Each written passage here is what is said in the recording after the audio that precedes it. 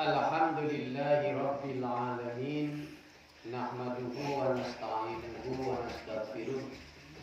Wa na'udzu billahi min syururi anfusina wa min sayyiati a'malina. May yahdihillahu fala mudilla lahu wa may yudlilhu fala hadiya lahu. Asyhadu an la ilaha illallah wahdahu la syarika lahu wa asyhadu anna Muhammadan abduhu wa rasuluhu amma ba'du. Hadirin wal hadirat, ibu dan bapak, majelis Az-Zakir yang sangat saya banggakan. Puji syukur kita panjatkan kehadirat Allah Subhanahu wa taala pada hari ini.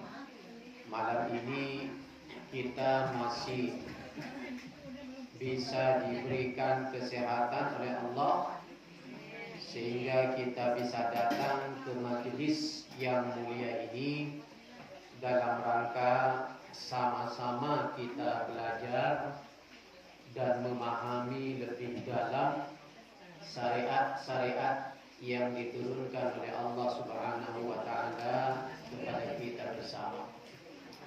Mudah-mudahan kehadiran kita semua Bapak dan Ibu di majelis ini akan dicatat oleh Allah Subhanahu wa taala sebagai amal bakti kita, dan mudah-mudahan Allah nanti akan membalas dengan surga Jannatul Naim.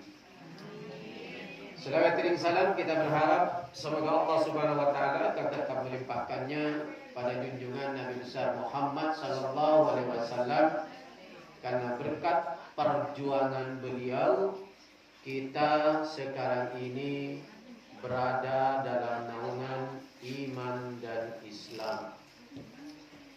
Bapak Ibu yang saya hormati, dibuka halaman 229, Bapak Ibu. Ya. Halaman 229 di dalam kitab tadi ini. Ya. Tentang kaifiyatut tajhiz yang sudah kita bahas beberapa waktu yang lalu, tentang cara persediaannya sudah kita bahas. Ya kan? Sekarang grup poin yang kedua di bawahnya kaifiyatul ghuslil mayyiti. Ya. Bagaimana metodologi kita yang hidup, maksudnya Bapak Ibu, memandikan mayat. Ya. Jadi harus paham kita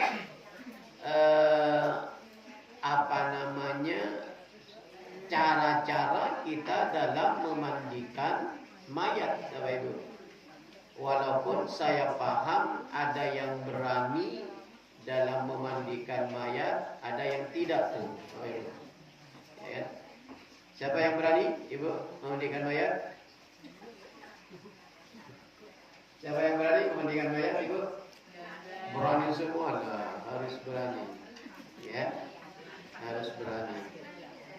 Kalau tidak berani nanti siapa kalau nggak ada orang yang berani semua, begitu kan? Nah, repot tuh kita, ya kan? Harus ada yang berani, ya, memandikan mayat itu. Karena itu adalah tugas seorang muslim yang masih hidup, Bapak Ibu. Karena nggak mungkin mayat itu mandi sendiri. Kabur tuh Ibu kalau mandi sendiri. Oke, kaifiyatul ghuslil mayyiti. Nah, ini yang kita bahas. Halo. Ya. Diikuti Ibu. Kaifiyatul ghuslil mayyiti. Ya, tata cara atau metodologi bagaimana cara memandikan mayat yang benar. Gitu. Berarti ada cara memandikan mayat yang tidak benar, ada cara memandikan mayat yang benar. Gitu Pak Ibu. Ya, yang akan kita bahas yang benar sesuai dengan contoh Nabi. Gitu. Kalau yang tidak benar berarti tidak dicontohkan oleh Nabi. Nah, bagaimana yang benar itu? Nah, yang pertama diikuti. Idza aradtum guslal mayyiti fabda'u bil miyamini wa mawadi'il wudu'i. Nah, itu yang pertama. Kalau Anda, kalau di antara kalian hendak memandikan mayat, idza aradtum guslal mayyiti fabda'u bil miyamini, ya, bil mayamini min wa mawadi'il wudu'i, ya, maka hendaklah mulai dari anggota kanannya serta anggota wudhunya. Yang pertama itu berarti ketika kita ingin memandikan mayit, yang pertama adalah dimulai dari anggota bagian kanan serta anggota wudhunya. Tidak boleh berarti langsung disiramin dari kepala. Gitu. Jadi bagian kanan anggota wudhunya dulu.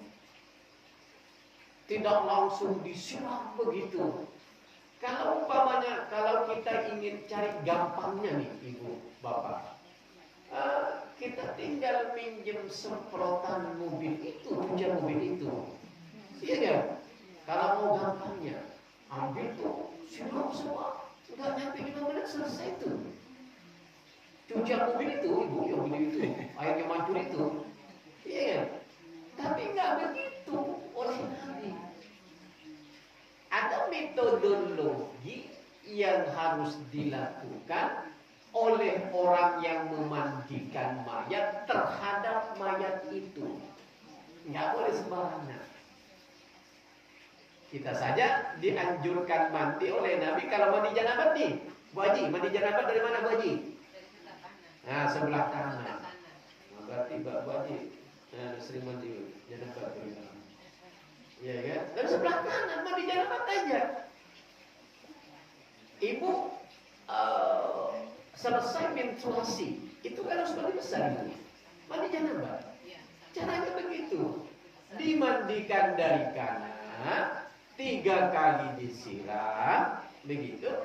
Baru kemudian kiri, baru kemudian semuanya. Semua badan. Nggak boleh langsung pakai shower kita mobil begitu.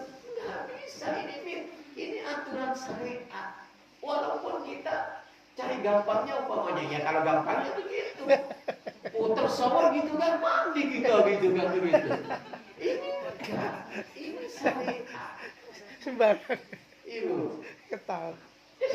Jadi kalau mau mandi mayat cepat, gampang ibu. Pinjam tuh tukang cuci mobil itu. Sudah itu selesai. Tapi masalahnya ini aturan syariat. Walaupun ada tempat pemandian besar, alat yang sekaligus bisa selesai memandikan mayat, enggak boleh kita lakukan.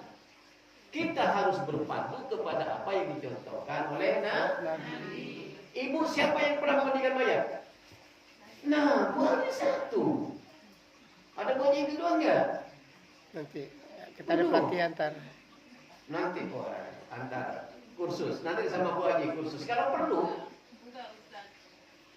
Karena ada syarat yang katanya tidak boleh membuka rahasianya, itu saya jadi nggak berani. Itu betul Bu, nanti itu. Nggak boleh buka rahasianya. Salah satunya Ibu ya. Kenapa yang memandikan mayat itu dianjurkan oleh Nabi adalah keluarga terdekat. Kalau istri, suaminya, anaknya. Jangan orang lain. Kalau suami, istrinya, anaknya boleh. Sekalipun beda-beda kelamin boleh Bapak Ibu. Tapi kalau orang lain, Kalau yang bapak meninggal, maka laki-laki yang harus memandi. Kalau ibu-ibu meninggal, maka kalau orang lain nih, maka ibu-ibu yang harus memandi. Sunnahnya adalah keluarga terdekat.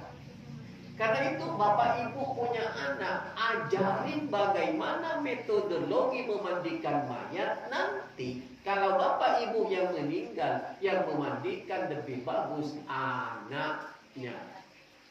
Yang nggak punya anak bikin anak cepat. Atau minimal keluarganya. Karena ada rahasia-rahasia mayat yang terkadang muncul, yang tidak dilihat saat dia hidup.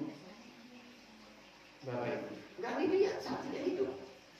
Karena itulah dianjurkan adalah keluarganya. Ibu buka halaman 239. Ini hadisnya nih.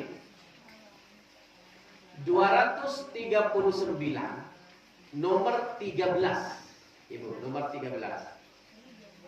Ya, nomor 13. Diikutin semua? Udah ketemu? Li hadisin Ummi Atiyata qalat qala Rasulullah sallallahu alaihi wasallam fi ghasli ibnatihi ibda'na bima yaminiha wa mawadi'il udu'i minha rawahul Bukhari wa Muslim. Hadis ini bersumber dari Ummi Atiyah, diriwayatkan oleh Imam Bukhari dan Imam Muslim. Dikatakan bahwa Ummi Atiyah, bahwa Rasulullah bersabda ketika anak perempuan beliau dimandikan dan anggota uduknya, mulailah dengan anggota kanan dan anggota uduknya. Berarti Ummu Atiyah ini melihat orang yang memandikan siapa dalam hadis ini? Anak perempuannya siapa? Rasulullah bersabda ketika anak perempuan beliau. Siapa beliau itu? Iya. Anaknya Nabi ketika dimandikan dimulai dengan anggota kanannya dan anggota uduknya. Tidak boleh langsung kita siram. Bapak Ibu. Dan menggosoknya juga nggak boleh keras-keras. Jangan di saat kita mandiin masih hidup, siram air, gosok sabun, gosok mukanya dikur-kur begitu waktu masih hidup gitu kan. Kalau mati nggak boleh keras-keras begitu. Dosa besar. Bapak Ibu, dosa besar. Kalau ada sedikit saja anggota tubuh mayat itu tertekan, apalagi patah tulangnya, itu sama dosanya dengan mematahkan tulang si mayat di saat hidup. Dosanya, Bapak Ibu. Jadi nggak main-main memandikan mayat itu. Jangan disesuaikan dengan anggota tubuh di saat dia masih hidup. Pelan, sapunya pelan, nyiramnya juga pelan. Iya, jangan langsung disiram. Nah kalau COVID dulu oke. Karena kondisinya tidak memungkinkan, gitu ya. Udah dari jauh di sini tuh, bahkan nggak dimandiin tuh, ya Bu Haji. Ya mandikan tuh Bu Haji. Saya nggak pernah lihat sih. Disiram begini, itu dan tidak dimandikan pakai tangan kalau COVID itu. Kan takut menular, ya kan? Kita aja nggak boleh dekat-dekat itu sudah pakai ADP, apa namanya ADP itu? Oh. APD, pakai APD itu. Iya kan? Nggak ada anggota badannya yang terlihat, semuanya tertutup. Habis itu dibuang, takut menular. Kondisi seperti itu disebut dengan darurat. Dalam kondisi normal kayak sekarang, nggak bisa. Harus mematuhi aturan-aturan yang sudah diterapkan oleh Rasulullah. Jadi ketika kita memandikan mayat itu, yang pertama nih kata Nabi, berdasarkan hadis Ummu Atiyah, riwayat Bukhari Muslim, adalah mulai dengan anggota kanan dan anggota ulunya. Nggak boleh selain itu. Ya, jadi anggota kanan, kemudian ulunya juga, pelan-pelan, nggak boleh gusuk-gusuk, itu nggak boleh. Karena hanya, ya, jangan sampai begitu digosok-gosok, kulitnya robek tuh. Dosanya sama dengan ketika bapak ibu merobek kulitnya di saat hidup. Dosanya dosa besar. Itu. Jadi hati-hati kita. Ya. Nah yang kedua, ikuti kembali kepada halaman 229, Ibu. Ya. Wagsiluhu witran salasan au hamsan au aktsara min dalika bima'in wasidrin waj'alu fil huslatil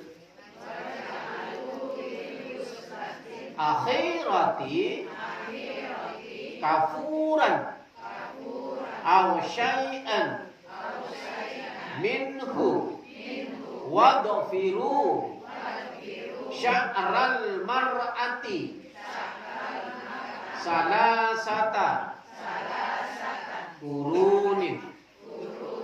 Nah, ini metodenya yang kedua. Apa kata Nabi? Dan mandikanlah dengan bilangan gasal. Gasal itu kan, kalau tidak ganjil namanya genap. Bahasa lainnya genap itu gosol namanya. Kalau ini gasal, kalau genap berarti gosol. Itu bohong. Genap, gasal itu sama dengan ganjil. Kalau gasal itu ganjil, kalau genap itu ya genap. Artinya genap itu bisa dibagi dua. Kalau gasal ganjil itu kan tidak bisa dibagi dua. Pasti kalau 3 umpamanya 1,5, ya kan? Ini ganjil berarti kan? Kalau genap berarti 2 atau 4. Bisa dibagi dua. Nah, itu. Ya. Jadi sampai memandikan mayat itu diatur oleh Nabi. Ingat, bagaimana caranya? Kata Nabi, mandikan dengan bilangan gasal 3 atau 5, salasan au hamsan. Kenapa 1 nggak disebut di sini? 1 ganjil nggak? Kenapa nggak disebut oleh Nabi? Karena sedikit, nggak mungkin rata. Minimal salasan ganjilnya itu. Oh nanggung Pak Ustaz 3, 4 aja nggak bisa. Kalau mau nambah lagi 2 tambah wahamsan. Nggak boleh 2,5 Ibu. Siramin 2, lalu setengah sampai pusar umpamanya. Nggak bisa. Ini gasal atau genap masalahnya. 1 itu nggak disebut karena nggak mungkin rata. Makanya nggak disebut dalam hadis. Langsung 3, langsung 5, langsung 7, boleh 9. Yang penting ganjil. Gitu. Ya Pak Ustaz kan 1 ganjil Pak Ustaz, kok nggak disebut? Tidak mungkin rata. Maka Nabi memberikan batas sedikit, salasan. Disebut yang kedua au khamsa. Boleh 5. Disebut lagi au aktsara min dzalik. Apa maksudnya au aktsara min dzalik itu? Lebih daripada itu. Berapa yang dimaksud? Bukan 6. Iya. Bagus berarti. Jadi kalau tidak 5 khamsa sama. Kalau tidak 9. Ini dimaksud dengan awak saramin dzalik. Jadi nggak boleh 6, nggak boleh 8, walaupun dikatakan atau lebih banyak daripada itu. Lebih banyaknya itu maksudnya kembali kepada ganjil.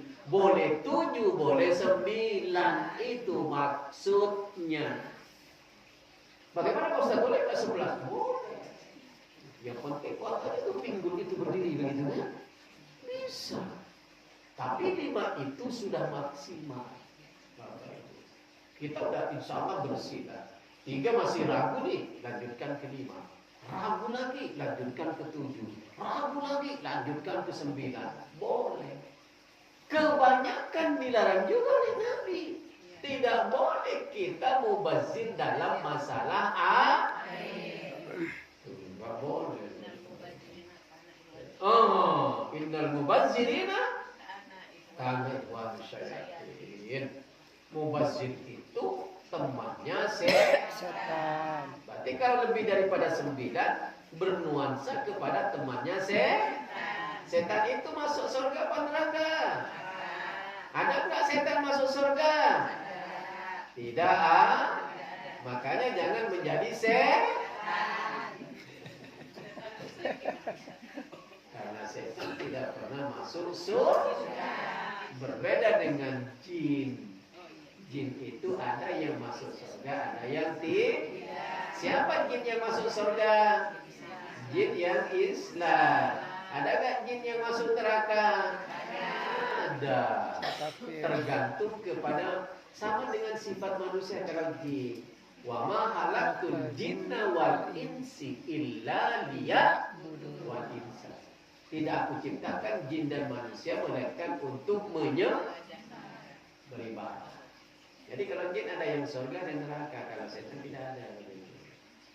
Ya, makanya hindari kita berteman dengan setan. Sifat-sifat setan itu banyak nempel di kita. Apa contohnya? Sifat-sifat setan apa nih? Sombong, Ria, dengki, marah-marah. Itu sifat setan. Berarti kalau Bapak Ibu sering-sering marah berarti punya sifat setan. Ada kemungkinan besar masuk neraka. ayo marah-marah, ayo. Jangan marah-marah, ayo. Jangan marah-marah, marah aja. Marah-marah, nanti 2 kali itu, ya kan? Marah. Oke, kita lanjut Bapak Ibu. Bima'in wasidrin, ya. Jadi 3 atau 5 atau lebih dari itu, maksudnya boleh 7, boleh 8. Dengan apa? Dengan air dan daun bidara. Jadi memang disunnahkan Bapak Ibu daun bidara itu. Masalah manfaatnya, itu ditinjau dari kedokteran. Kemungkinan dia punya zat yang bisa menyegarkan kulit si mayat itu. Jadi memang ada hadisnya. Dengan air kalau ada di daun bidara, serta pada kali yang terakhir, ya, waja'alna fil ghasil akhirah, adapun pada siraman yang terakhir kata Nabi, tahruklah kapur barus meskipun sedikit. Tahu kapur barus itu? Gimana tuh kapur barus itu? Warnanya apa? Putih. Ada nggak kapur barus hitam warnanya? Tidak ada. Warnanya putih. Sekarang ada kapur barus tidak putih. Ada pink, ada hijau. Berarti ibu nggak pernah beli kapur barus selain putih nih. Nah iya, boleh kan kapur barus juga tuh namanya, ya kan? Jadi kapur barus itu bisa dimodifikasi, tidak hanya putih sekarang. Tapi kan belum tentu boleh yang begitu. Belum tentu masuk kapur barus, enggak. Begitu. Jangan-jangan hanya mereknya bagus. Nah, bagus ya mereknya ya. Ada bagus mereknya kan? Itu belum tentu kapur barus. Iya kan? Yang disampaikan oleh Nabi dalam hadisnya adalah kapur barus meskipun sedikit. Ya. Nah, kemudian bagaimana kelanjutnya? Dikatakan wadfiru sya'ral mar'ati salasata qurunin. Kalau mayatnya itu akhwat, apa tanda-tanda akhwat itu? Akhwat itu perempuan, ya kan? Apa tanda-tandanya? Rambutnya apa? Jadi kalau ada akhwat rambutnya pendek berarti bukan perempuan. Bu. Jadi ciri seorang akhwat itu rambutnya panjang. Tidak pendek. Kalau pendek berarti bukan perempuan. Sondel bu. Tapi kalau yang lelaki pendek aja. Pendek aja. Iya, tapi nggak kayak lelaki. Tapi tidak lelaki. Pakai hijab. Ya mudah-mudahan enggak. Masalahnya ini bisa termasuk kepada merubah takdir. Bapak ini masalahnya. Jadi ibu jangan terlalu menggandrungi mode. Kenapa rambut itu kata Al-Quran, kata Nabi harus ditutup? Nggak boleh dibuka. Kecuali depan suami. Itu maksudnya karena nggak boleh rambut seorang akhwat itu, perempuan itu dipendekin. Kalau ada ibu-ibu dipendekin rambutnya, itu menyalahi takdir. Itu disebut dengan sonder bolong namanya ibu. Nah, mulai sekarang jangan pernah motong rambut ibu. Merapikan boleh. Ini umpamanya nih, ibu di depan suami kata suami, bu dipotong bu potongnya itu kayak gini, bagus tuh diikuti. Ya kan? Karena bolehnya bermodel seorang akhwat itu hanya di depan suami. Kita kebalik, ibu-ibu kebalik. Kalau di rumah ibu pakai apa itu? Tapi ibu kalau keluar dipakai tuh emas yang 3 kilo. Kakinya juga tuh ibu. Padahal keluar itu untuk ketemu siapa? Orang lain. Di rumah. Acak-acak biasa tuh. Iya kan? Baju yang dipakai itu aja terus di rumah. Padahal Nabi memerintahkan berhiaslah Anda wahai seorang istri secantik mungkin, semodel mungkin ketika Anda berada di depan suami. Selain itu hukumnya haram. Kalau nggak ada suaminya beda lagi tuh. Ada lagi tuh judul baru kalau nggak ada suami. Iya kan? Kalau tidak ada suami berarti tidak ada tuntutan kita untuk berhias cantik.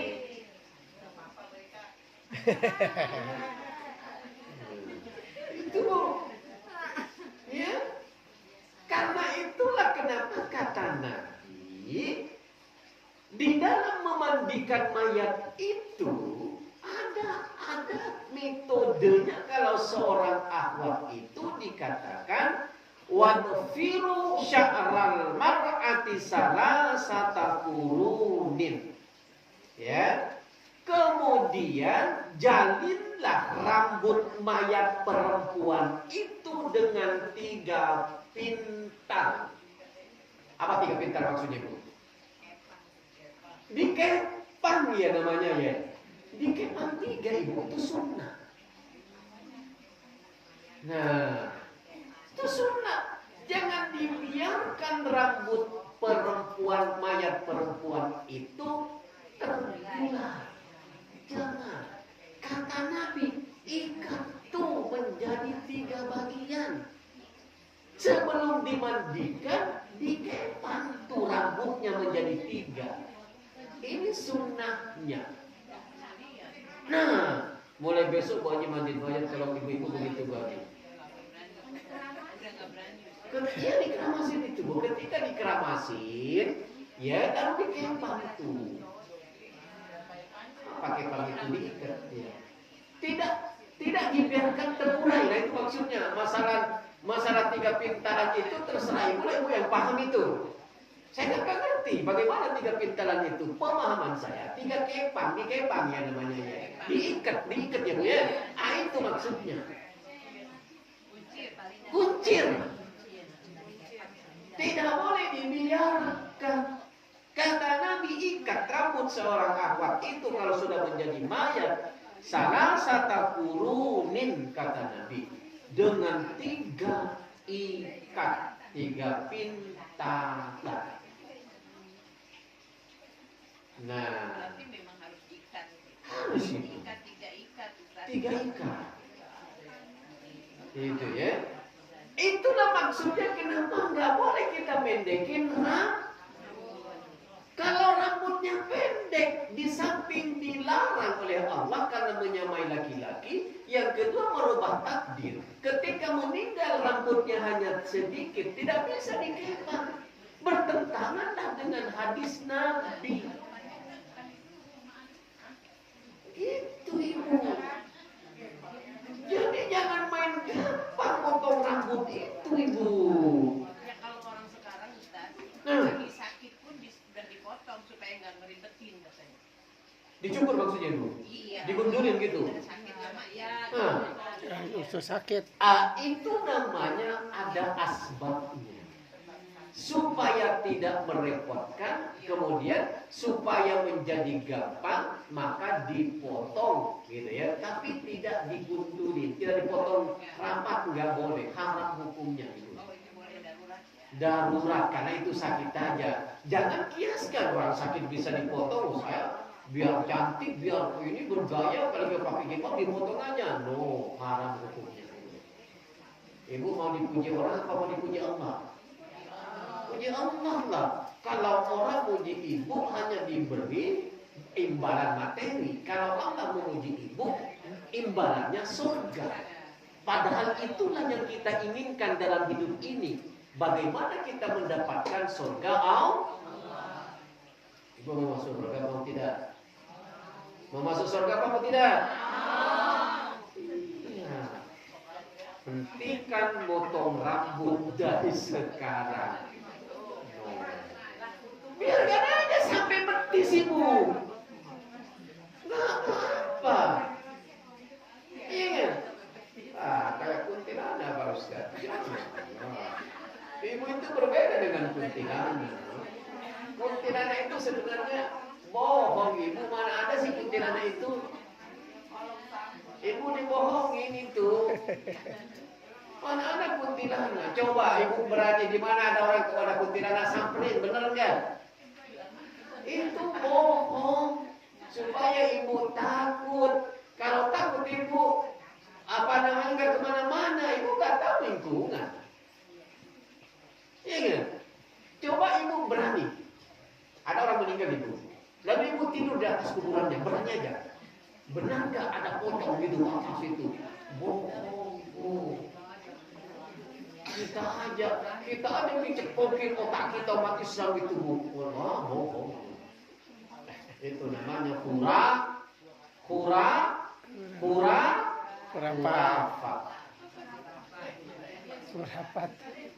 Tahayul. Tahayul khurafat. Bohong. Ibu. Kalau umpamanya ditanya malaikat, oke, ada hadisnya. Tapi kalau menjadi pocong kayak asap di dalam atas kuburnya, lalu berdiri begini, itu namanya bohong kuadrat namanya itu. Bohong kuadrat. Biasa saudara sinetron. Iya, mana ada begitu. Ibu, cobalah Ibu, untuk menghilangkan mitos apa namanya itu, menghilangkan keyakinan ini, Ibu buktikan. Nggak ada apa itu.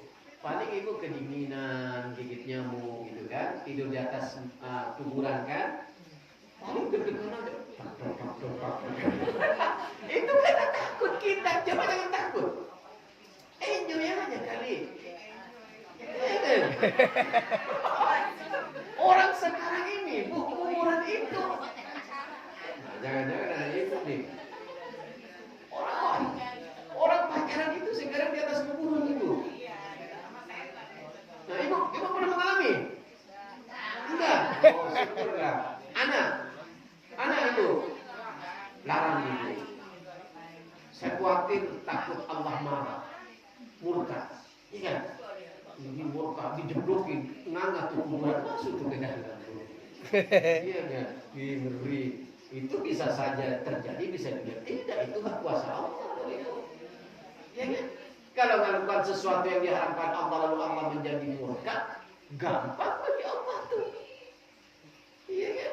Jadi bukan pocongnya yang muncul, dianya yang jadi pocong gitu kan. Teriak-teriak minta tolong. Orang lari karena di dalam kuburan kan. Suara itu padahal dia jemplos ke bawah. Bisa saja Allah seperti itu. Jadi jangan pernah terjadi keluarga ibu ya. Hati-hati, jagain anak ibu. Ya kan? Nomor 14. Buka halaman 239 lagi.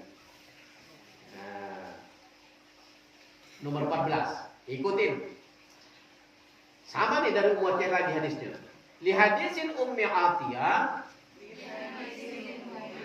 qalat dakhala alaina Rasulullah sallallahu alaihi wasallam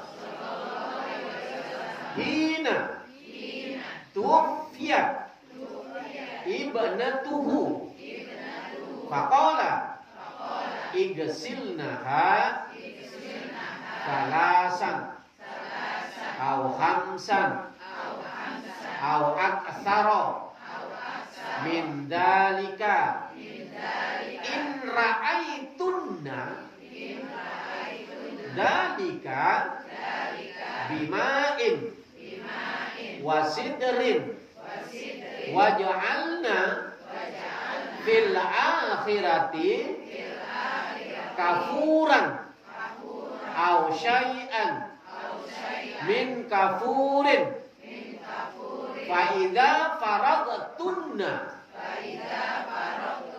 fa azinnani. Sampai di situ dulu. Ya. Kata Nabi di dalam hadisnya itu, ya, kalau umpamanya kita memandikan mayat, hadisnya dari Ummu Atiyah, Dahala alaina Rasulullah sallam, telah masuk Rasul kepada kita ketika kami kematian anak perempuan. Rasul masuk ya. Atau lebih daripada itu, menurut pendapatmu pada saat itu dimandikan ia 3 atau 5 kali atau lebih daripada itu. Maksudnya 7 atau 9. Kemudian dimandiin dengan daun bidara dan pada akhirnya taruhlah kapur barus atau sedikit kapur barus. Jadi kapur barus itu memang ada dalam hadis Bapak Ibu, bersumber dari Ummu Atiyah hadisnya. Maka bila mana sudah selesai, beritahukan kepadaku, kata Nabi itu Bapak Ibu. Maka setelah kami selesai, kami memerintahkannya kepada beliau, Rasul maksudnya. Maka beliau memberi kepada kami kainnya seraya sabdanya, kenakanlah ini yakni kainnya. Diriwayatkan oleh Jamaah dan Abu Dawud. Langsung aja. Dan menurut hadis Bukhari, Muslim dan Abu Dawud, mandikan dalam jumlah gasal 3 atau 5 atau 7 kali atau lebih daripada itu, menurut pendapatmu, lalu kami menjalin rambutnya 3 jalinan. Nah, 3 jalinan itu 3 pintalan. Kenapa dihitungkan? Karena dia anak perempuan yang meninggal. Jadi pakaiannya itu dipakaikan, kemudian rambutnya dipintal menjadi 3. Tidak boleh 2, tidak boleh 4, tidak boleh tidak dipintal menurut hadis yang sahih. Nah, Ibu, berarti mulai besok kalau ibu-ibu memandikan mayat, di samping dicampur dengan air bagus, terakhirnya kemudian pintallah rambutnya itu menjadi 3 jalinan, 3 pintalan. Kalau itu seorang akhwat. Bisa terjadi nggak kepada seorang laki-laki? Bisa kalau rambutnya panjang. Karena itulah laki-laki nggak boleh juga memanjangkan rambut. Sama dengan perempuan, hukumnya haram. Jadi ada porsi masing-masing, Ibu. Perempuan boleh panjang, laki-laki tidak boleh panjang. Maksimal segini kalau laki-laki, Ibu. Jadi Nabi itu sampai pundaknya itu Nabi itu rambutnya. Tidak boleh lebih daripada itu. Sekarang ada yang dikuncir. Nah, Bapak Ibu, 2019 itu saya berangkat ke Mekah, bawa jamaah, ada jamaah kita itu rambutnya sampai sini, laki-laki. Saya tanya, Bang, syukur Bang ya, oh jangan Pak Ustaz, sanggak haji saya Pak Ustaz, ya sah sisa. Tapi Nabi memerintahkan jangan panjang rambut laki-laki itu supaya nggak sama dengan rambut perempuan. Begitu. Tapi dia nggak mau, nggak mau, ya sudah mulai, ya kan? Mau kita paksakan, nggak boleh. Kita ribut-ribut di tanah haram, gitu kan? Saya sudah anjurkan. Nah, bagaimana kalau tahan dulu Bang nanti? Saya bilang, Bapak Ustaz sedikit aja. Sebab mau melihara rambut saya ini katanya lama Ustaz, lebih 7 tahunan. Jadi ada juga orang yang suka rambut panjang seorang akhwat. Kebalikannya, ada juga seorang perempuan yang rambut pendek. Ada juga. Jadi sama-sama. Maksudnya sama-sama dosa. Itu menyamai laki-laki dan perempuan, hukumnya nggak boleh, haram. Dan itu masuk neraka kalau dia tidak bertaubat. Nah, ini belum selesai nih Bu, baru mandi, ya kan? Belum ke nomor 15, summa jaffifuhu binahwin min syafa. Ya, lalu keringkanlah dengan handuk. Misalnya dulu pada zaman Nabi gak ada handuk, dipakailah kain yang kasar. Nah, kalau Nabi punya kain yang mahal itu dari Yaman, kain wolnya Yaman, Ibu. Jadi Yaman itu, Ibu, sudah disabdakan oleh Nabi saat Nabi hidup. Yaman itu punya keistimewaan, dia ahli dalam menenun kain. Salah satu kain andalan Nabi itu dari Yaman. Jadi Yaman itu dihargai dalam Islam. Nah, orang Indonesia kan tidak. Dikit-dikit kalau orang nggak bagus, sudah pulang sana ke Yaman, kan gitu. Lari aja ke Yaman. Lari aja ke Yaman. Nanti di akhirat diketuk oleh malaikat nanti, ya kan ya. Mudah-mudahan Ibu gak begitu biar masuk surga Ibu. Amin. Ya kan? Jangan, Yaman itu dari zaman Rasul dihargai, dihormati. Maksudnya sudah bikin kain. Karena salah satu produksi kain wol yang dimiliki oleh Nabi. Itu pusatnya ulama itu dari Yaman juga. Jadi kita sekarang Indonesia ini macam-macam Indonesia ini. Lari sana ke Yaman, mudah-mudahan nanti suruh lari di dalam api neraka. Hidup kamu, gitu kan? Lari ke Yaman. Lari ke Yaman tuh, kita lihat aja Ibu. Kita kan masih coba lagi ditanya Ibu. Iya kan? Mereka yang ngomong itu masuk neraka semua. Kita lihat aja. Gitu. Oke Ibu, ada pertanyaan? Baru sampai ini Bu, belum selesai nih. Masih banyak mandikannya tinggal 4 macam. Ya. Apa kita lanjutkan sampai jam 1 malam? Kabur gitu ya. Yang penting ke Yaman kabur. Saya kira itu Bapak Ibu kajian kita. Mudah-mudahan ada manfaatnya buat kita. Dan hari ini malam ini Bapak Ibu ada tamu mau ke sini.